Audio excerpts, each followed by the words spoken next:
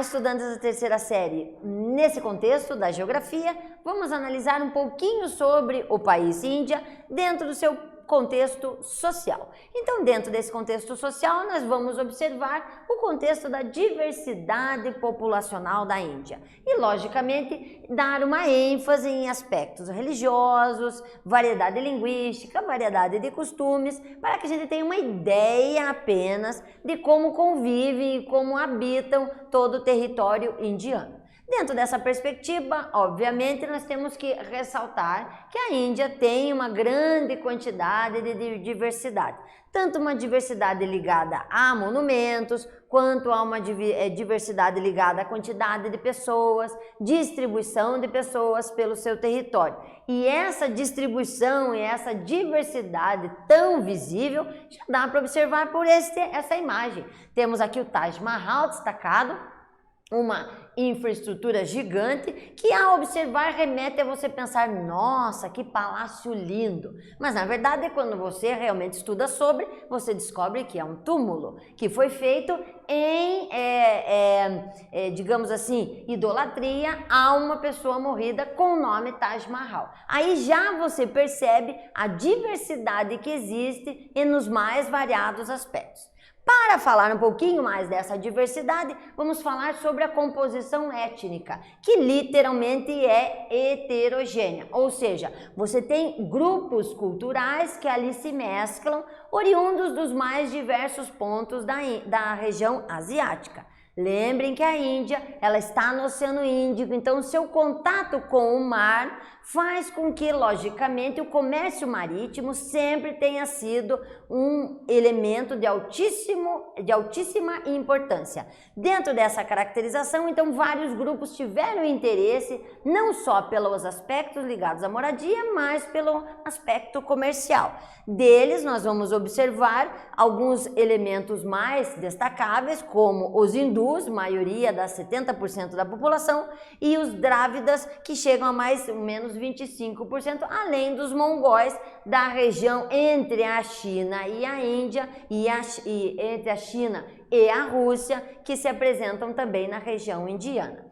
Dentro dessas características, aqui somente uma imagem que conota um pouco dessas diferenças. Diferenças em termos de vestuário, diferenças em termos de cor dos imóveis, cores utilizadas nas vestimentas, diferença de costumes, diferenças de posicionamento social. Isso faz com que a Índia tenha esse contingente abrangente que faz com que você, com certeza, se conseguir circular pelas ruas indianas, perceba os mais variados tipos de costume, dialetos, roupas, e que faz com que ele se mostre extremamente rico nesse percentual.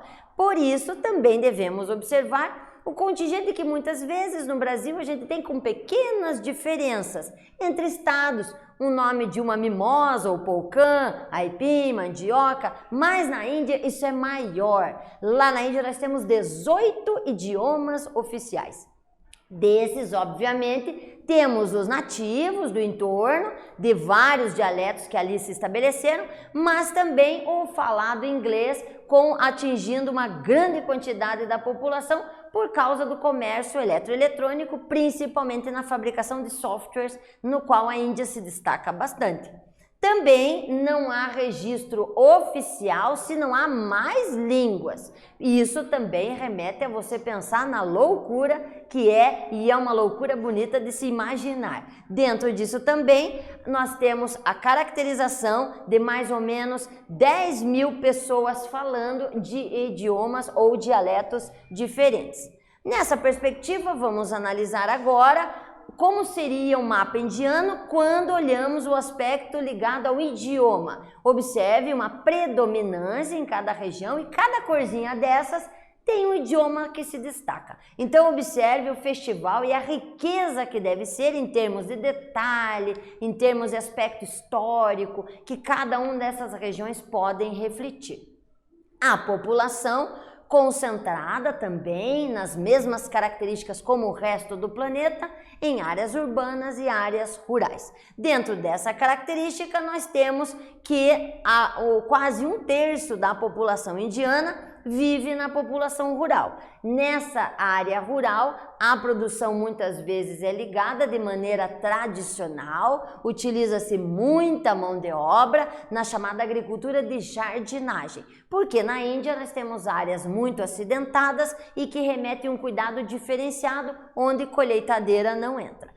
Já nas cidades, vemos aglomerações muito intensas, principalmente ligadas ao setor industrial e religioso, como é destacado aqui nesta imagem.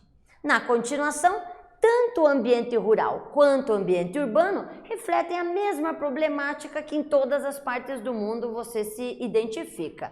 Claro que nós vamos ter mercados de rua, nós vamos ter áreas organizadas, áreas desorganizadas, vamos ter moradias de maneira organizada, moradias de maneira desorganizada, ocupações invadidas, do mesmo jeito que em toda e qualquer parte do mundo, países que se industrializaram ou se urbanizaram de maneira rápida também apresentam, além, logicamente, das chamadas áreas periféricas, onde você deve entender não só como sendo áreas de invasão, mas sim como periferia, áreas que foram se aglomerando no entorno da região de origem da cidade.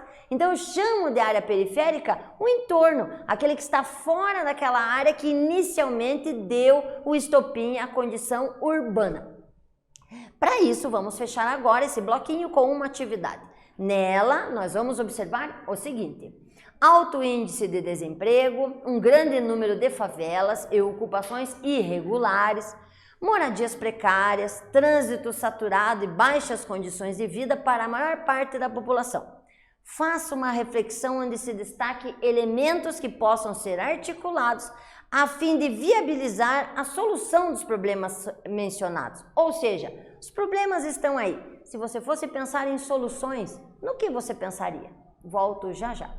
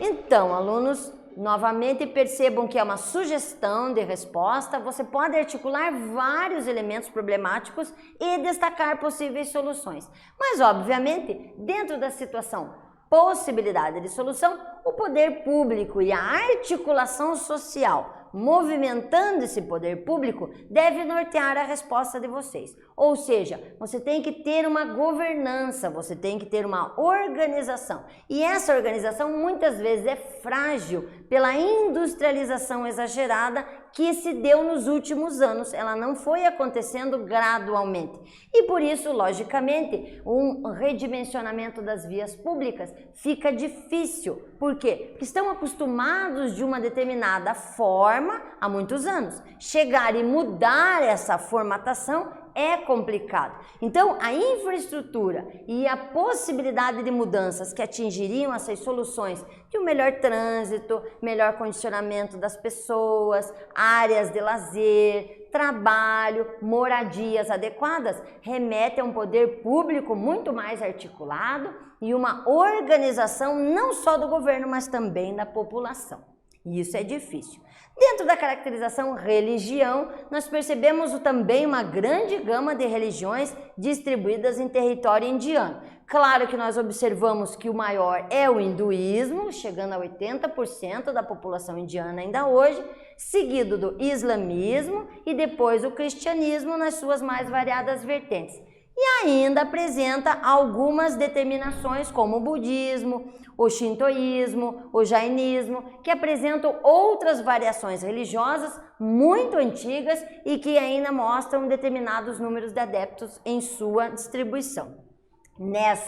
Nesse aspecto religioso, nós vamos também ter características que se observam muito sólidas na Índia, como por exemplo o sistema de castas. Nesse sistema de castas é um sistema social muito solidificado na Índia, em que você tem um determinado grupo hereditário que identifica determinadas características visuais, forma de vestir, forma de falar, lugar onde trabalha, coabitações, relacionamentos pessoais, casamentos. E isso faz com que haja literalmente uma estratificação visual na Índia.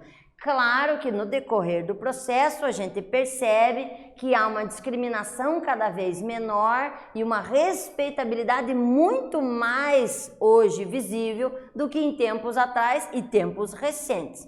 Nisso, busca aqui algumas situações para a gente exemplificar essa temática indiana através desta reportagem. Então, vamos dividir essa reportagem em 3 níveis para que a gente avalie nos seus mais variados aspectos. Primeiro, nós percebemos na reportagem o evidenciamento de que a Constituição indiana, completando mais de 70 anos, veja, uma Constituição recente, mostra que ainda tem muitos crimes. Lógico que dentro da característica de cidades muito concentradas, ainda com áreas mal organizadas e ainda contemplando as diferentes castas. Essa Constituição, ainda por mais que seja vista como progressista, ainda percebe a discriminação e tem dificuldade em colocar em prática essas distinções nas castas, porque na Constituição já existe a proibição de considerar a terminologia impuro para um determinado nível da casta chamada Dalits. Então, na Constituição já está escrito que não deve ser usado mais esta qualificação, dando um acesso maior aos chamados Dalits, não os indicando como sendo uma classe inferior. Mas claro que isso vem melhorando gradativamente e ainda tem um caminho a seguir. Nisso, é importante nós destacarmos algumas características desse período, desta última Constituição. Nós percebemos, por exemplo, que foi um Dalit, um autor dessa Constituição. Isso já remete a uma diferença. Também percebemos que um presidente indiano também já foi um Dalit. Então, Dalit já foi um presidente indiano. Também percebemos que existem instituições que aceitam os mais variados níveis das castas, não diferenciando mais. Ou seja, a gente já percebe uma gradativa aceitabilidade.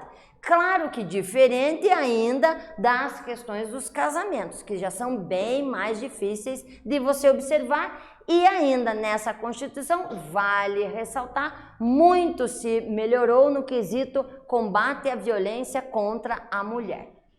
Para isso, também temos que observar que não é uma mudança rápida, principalmente quando pensamos no aspecto quantitativo da população indiana. Então, ao olharmos aqui, nós temos uma população de 1.380.000.000 de pessoas. Isso, obviamente, faz com que a gente tenha noção da dificuldade de você implementar mudanças, tanto a nível econômico, quanto social, quanto político. E, logicamente, isso deve ser observado. Então, dentro de um contexto geral, a gente percebe um grande salto no que diz respeito ao respeito e acessibilidade do povo indiano nos mais variados níveis, tanto econômico, quanto social, quanto político, que nós podemos destacar.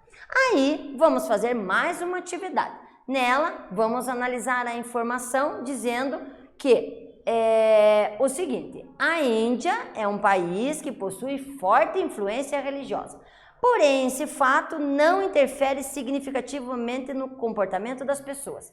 Como é que você aí faz análise desta frase? O que você entendeu dessa frase a partir do que nós estudamos? Voltamos já já com algumas características.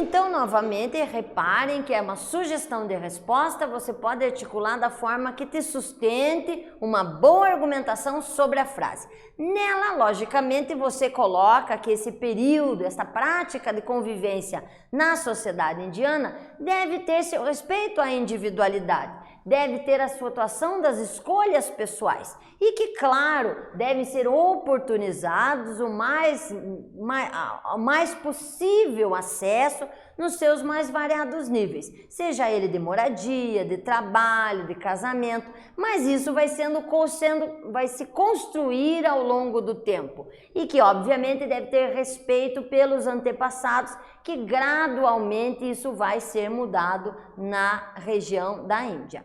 Outro aspecto que não podemos deixar de destacar é a importância do Ganges. O Ganges, dentro do cenário religioso, para muitas pessoas na Índia, é identificado como sendo o rio da origem. Então, esse rio dá origem de tudo. Muitas religiões acreditam que o Ganges é a origem do ser humano. Então, desta forma, eles têm uma visualização muito emblemática do aspecto sagrado do rio. Por essa razão, em muito eles se remetem ao Ganges, na perspectiva em rituais de purificação, limpeza corporal, ingestão da água que eles acreditam ser extremamente beatificada ou santificada e dessa forma utilizam nos mais variados níveis, seja para banho, para queima dos corpos das pessoas em óbito ou entre outros elementos, utilizam muito a água do Ganges. Aqui nessa imagem você pode verificar a grande concentração de pessoas nas margens do Ganges, que também tem dias específicos, dias mais sagrados para serem utilizados. Essa emblemática toda remete um certo espanto pelo volume, mas muito tradicional e comum em toda a região da Índia. Espero então que vocês tenham tido uma ampla variedade de informações sobre a cultura e a diversidade do país Índia e compreendam que essa população tem que superar muitos obstáculos, mas que vem gradualmente se estruturando dentro dessa amplitude de diversidade, tanto linguística, quanto cultural, quanto religiosa. Espero até um próximo encontro. Até mais!